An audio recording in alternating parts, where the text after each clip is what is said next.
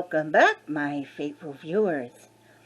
And this is a VCA crew collaboration counting down to summer and what summer means to us. Well, as you know, as you can see in the center of the screen, summer to me means smoking. Yes, we are going to smoke that beautiful pork shoulder. As you can see, it's been prepared. I put a bunch of holes in it on the top, and I'm getting ready to season it. Let's see. We're trying to do this with one hand. Alrighty. Alrighty, don't be stingy with that seasoning. Now, okay, here we go. Trying to do this with one hand, balancing. So what we've done is, well, first off, it's 5:30 in the morning. That gives you a clue what's going on. 2, when you put your pork shoulder to roast, put it fat side up. This is a natural marinade. Now keep your pork moist. And don't be stingy with the seasoning. It's got to last you. So anyway, as you know, with me, it's the smoking season. However, a true aficionado, there's never an end to grilling or barbecue season. Yes, I've been out there. Well, my wife has been out there in the middle of February because we got a hankering for something smoked. And if you can, well, why not? Anyway, we're going to let this marinade. This is the easy part. I'll call you back when we're getting ready in a couple of hours to put this on the smoker. And then we'll show you when it's all done. We've got the pool to put up. We got a cute little garden, because garden to me is summer. And we're going to have a good time. So I'll see you right back. Alright, welcome back, welcome back. As you can see, everything is patted down. We well seasoned the entire pork shoulder. And we are ready to smoke that bugger. We're going to go ahead, look at the pool, because that's the countdown to my summer. Take a quick tour around the garden. Again, that's what summer means to me. And when we come back to our little shoulder, we're going to go ahead and dig in. Well, let's wave bye-bye to the pork shoulder. Bye-bye, pork shoulder. Bye-bye. Whoopsie. Production. Production. Anyway, we're going to go ahead and remove that top shelf. This will close. We'll be right back. Well, we got the top down. We just had to remove that little, that warming shelf that was in there. But that bad boy is in there and it is smoking. Yes. And then over there, we got the pool. Yes, the pool. Oh, dear God, I love that pool. Except over there in the far end. You see that little dippy dip in the far end? Let's see. Yeah, right there, that little dippy dip. Yeah. That means we let the pool fill too much. That's going to be fun. Now we have to let the pool drain just a tiny bit, because if I get in there with that pool leaning like that, everything's going to go in the driveway, and we have time for that. So we're going to go on over. We're going to check what the watermelon's doing and what the sweet peas are doing, and get ready for the tour. Alright, so here we are. That's the watermelon. Not much happening. I put it in one of those growing sacks I want it to grow up this fence. If we got a fence, might as well use it. Let's see what the peas are doing. Alright, so there are the peas.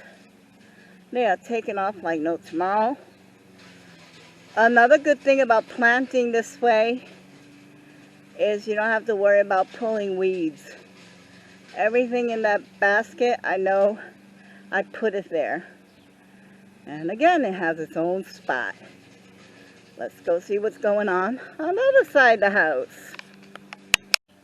Alright, I forgot to show you these guys. See that? That's supposed to be a strawberry growing pot thing. I don't know. Got it from Temu.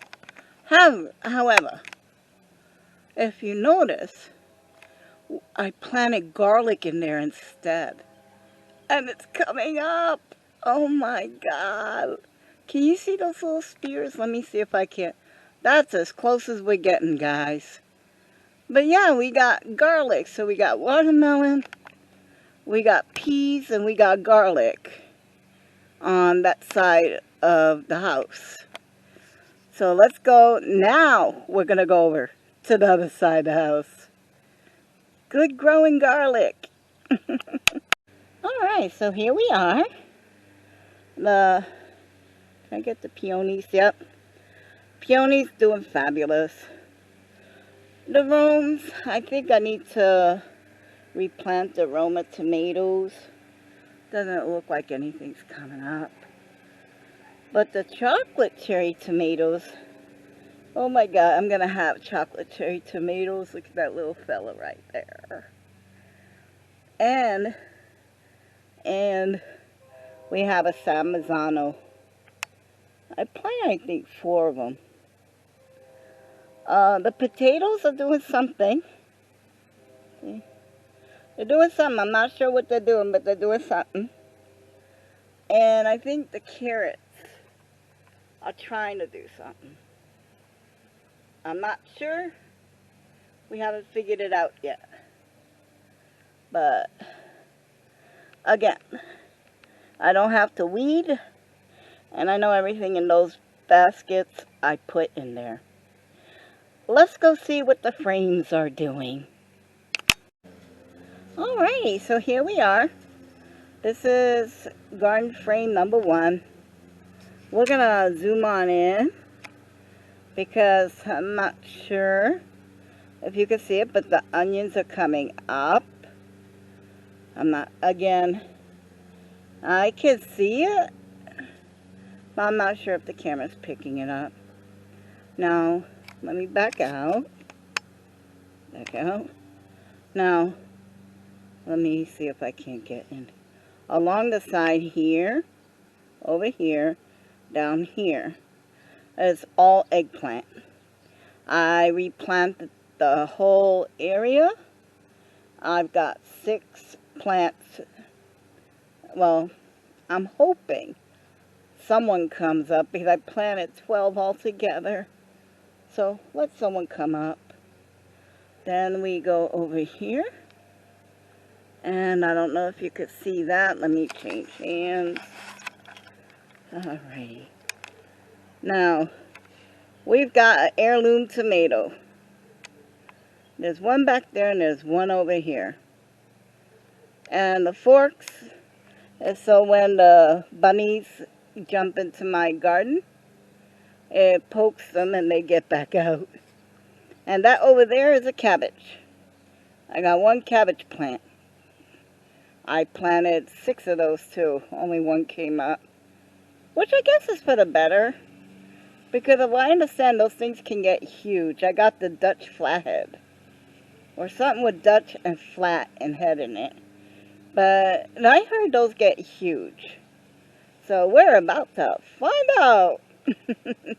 On to numbers 3 and 4 and 1 and 2 and 3 and 4. Yay! Let's go over there, see what's in there. Alright, boys and girls, I did it again. That plant over there that I said was my only heirloom tomato was not. Actually, it's not even a tomato plant. That is the candy cane sweet pepper plant. They call it the candy cane sweet pepper plant not because it tastes like mint. It's because it's striped. The peppers come out striped. That is going to be a colorful pepper plant. But that is not. I keep saying it's my heirloom tomatoes. I really like tomatoes. So over here in frame number 3, we replanted the okra. A few days ago, we replanted it. I'm hoping something comes up. Again, we got 12 okra plants. I'm hoping someone decides to grow. In the middle, we have the Brussels sprout plants in those little disposable temporary pots I bought off of Temu. Yeah. So, and number 4, there is my tomato plant. Let's see if we can't. There we go. There he, or she could be whatever she wants.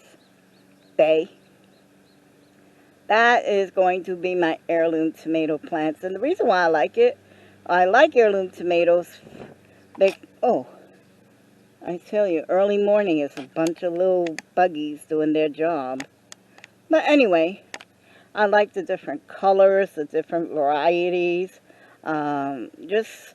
It's not uniform. Now, I'm not uniformity. I'm okay with non-conformity. And over here are the leeks. And I'm not sure what they're doing, but I would like for them to get a move on. We're going to do a feeding because I think my garden needs a feeding.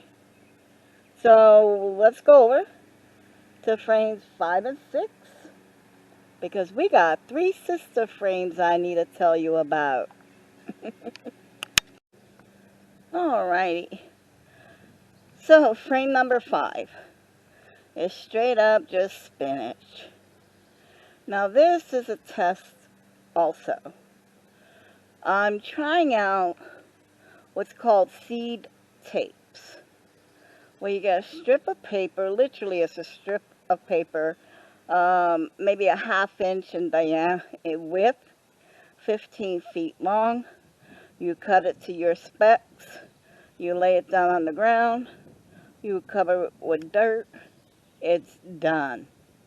You don't have to worry about spacing, you don't have to worry about thinning, you don't have to worry about overgrowth. Everything is done for you.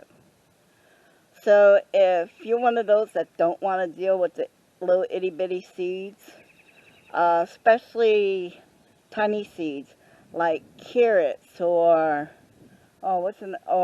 eggplant or any tiny seed, if you can get it in a tape form, I would definitely do that. Those were only planted a few days ago, so I would give them some more time. Now this over here was planted on the 21st of May, so it was only 3 days ago. And this is a 3 sister frame. And why? Because, let's see, on the outside, along there, up there, and down here, corn is planted. And you plant the corn because it's long, the stalks are long and very strong, could stand up to the weather and protect its other sisters from downpours, hail. That's what the corn provides. In the center, right here, you plant the squash, or summer squash, winter zucchini, whichever you're growing, because the leaves are broad and it provides shade to the dirt so that the roots of the corn does not overheat. So yeah, they provide each other. Now, it's a 3 sister. And you plant beans around the corn stalks, because then the corn stalks give the beans something to grow up on too. Even after you harvest your corn, the stalks are still good. So yeah, I would definitely use that. And that's what they call the three-sister gardening method. I'm going to attempt this year and see if it works. You will see my progress and decide for yourself if you would like to try this. Now, if you are container gardening, I do not suggest it. However, one 5-gallon bucket, one squash plant, because they get huge. Depending on what variety you get, the tomatoes can get real big too. We're gonna scan over here. Whoopsie, that's my finger. And there's my pear tree, looking all beautiful. And over there, do you see that? You can see the tops of the asparagus already. Oh my God, look at it. Can you see that? I'm trying to hold it steady. The sun is blinding me, so I'm not seeing what you're seeing. But yeah, that's everything we're growing, everything we're doing. And that's what summer means to me. It means fun, enjoying the outdoors, doing things with your family. Because the grandkids helped do that. They planted their first garden. Now I gotta give them updates. Because the kids want to see what they've done. Can't wait till they move up here. The kids need to move up closer to us. We need to do grandparent stuff, and they need to be up here with us. Anyway, along that fencing over there, I'm thinking about growing some sunflowers. Again, just because I like them. So let's go up and wrap this video. We'll wrap up the video, and we'll say our doo-doos, and I'll be right back. Well, here we are, guys. The pool definitely needs cleaning. The food is cooking, and the plants are growing. But as we enjoy our pool, eat some really good food, and swim with the family, I want to give a moment to those that cannot do this anymore. We honor you with Memorial Day and for the biggest sacrifice.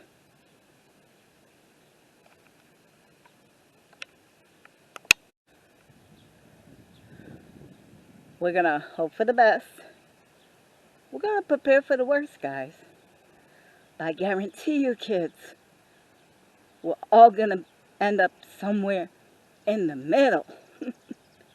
Till the next video. Bye, kids.